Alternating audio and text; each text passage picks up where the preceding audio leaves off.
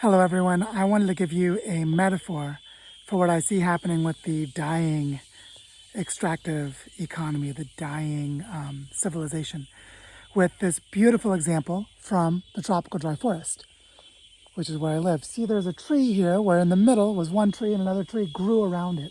And if you move up, you'll see, if I move around it, maybe you can see it better, that the original tree is decomposing and dying, and the new tree has grown around it. So there's a core of decomposition, of dying, as the other tree climbed up it when the old tree was alive, and then let it decompose but maintained its support structure.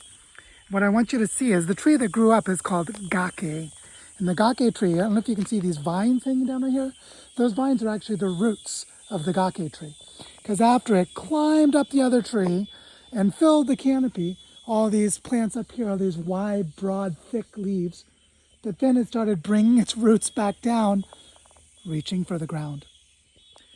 So I want you to imagine that as we build the regenerative economy, that we can grow up around the structures of the dying system, let it decompose within the structural supports that we have used as our scaffolding to allow us to reach for a new level we couldn't achieve before, and then begin to draw our roots back down to the ground, all the while having core roots that were never disconnected.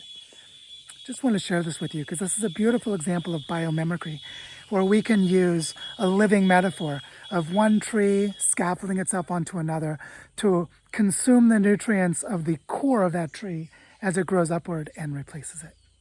Just imagine if we did that with regenerative economies. Pretty cool, huh?